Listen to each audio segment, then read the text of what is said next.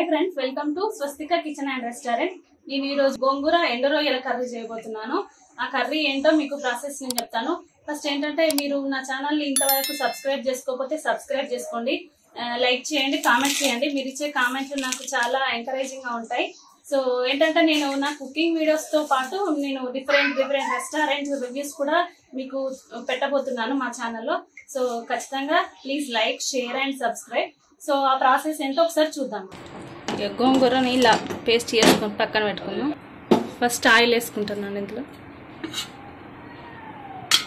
Oil కొంచెం heat అయ్యాక ఇలా జీలకర్ర వేస్తుంది, తర్వాత ఆనియన్, పచ్చిమిర్చి వేస్తుంది.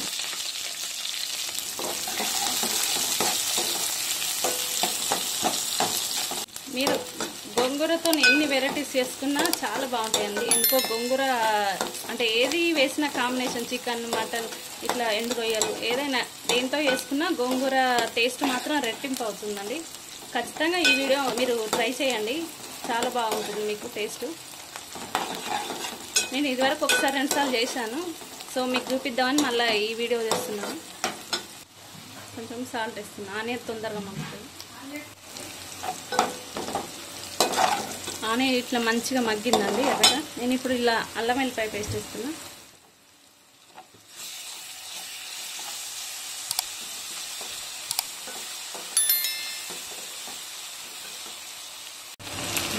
కరివేపాకు,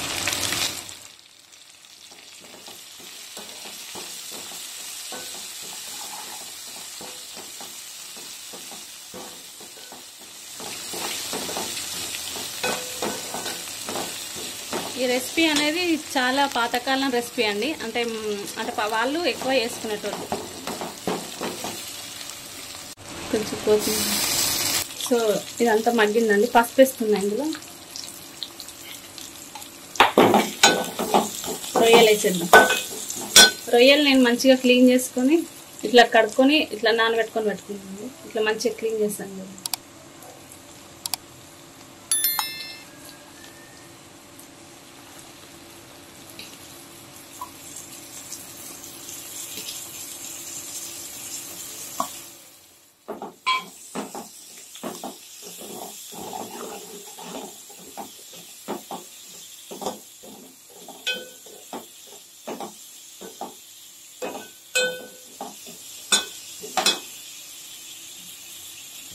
రొయ్యలు వేసిన తర్వాత కొంచెం సాల్ట్ వేద్దాం, మంచిగా ఫ్రై అవుతాయి.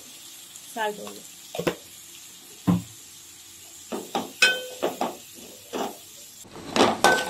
రొయ్యలు ఇట్లా మంచిగా ఎర్రగా వేగినాక ఇందులో మనం ఉడకబెట్టి పెట్టుకున్నటువంటి గోంగూర, ఇది కొంచెం ఆయిల్ వేసుకొని ఉడకబెట్టుకున్నాను, పేస్ట్ చేసుకున్నాను. ఫస్ట్ ఇందులో వేస్తున్నాను.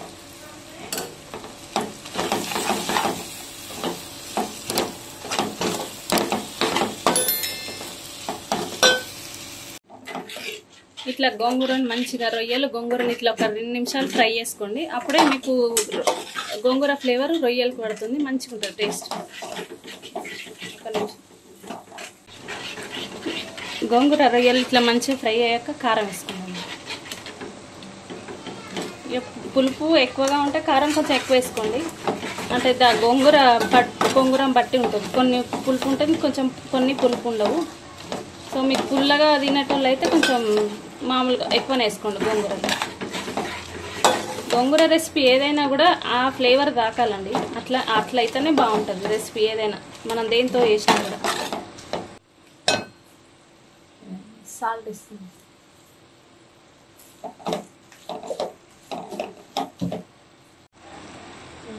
ధనియాల పౌడర్ ఇస్తున్నాను. గోంగూర రొయ్యలు ఇట్లా మంచిగా ఫ్రై అయ్యాక కొంచెం వాటర్ వేసుకుందాం అండి. ఎందుకంటే ఇట్లా డ్రైగా తింటారు కదా, మామూలుగా వాటర్ వేసుకుంటే గ్రేవీ వస్తుంది, అప్పుడు మంచిగా తడుస్తుంది. అన్నమైనా చపాతీలకైనా బాగుంటుంది కర్రీ. కొంచెం వాటర్ వేస్తున్నా.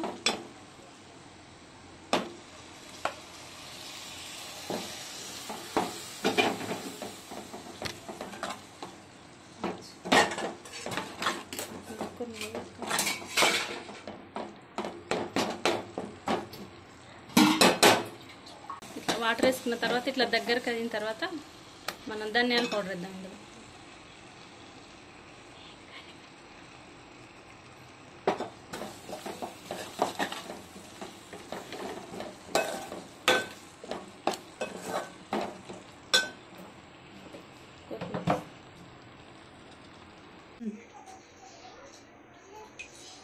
అయిపోయిందండి వీడియో. ఇంతేనండి మన వీడియో. చాలా టేస్టీగా ఉందండి. నేను టేస్ట్ చేశాను. గోంగూర రొయ్యల కర్రీ చాలా బాగా కుదిరింది.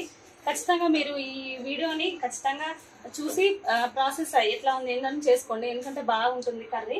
సో మీరు గోంగూరతో మీరు ఏదైనా కాంబినేషన్ ఇట్లా చేసుకుంటే మీకు ఆకుకూర తిన్నట్టు ఉంటుంది. మెయిన్గా ఇట్లా మంచి టేస్టీ రెసిపీ.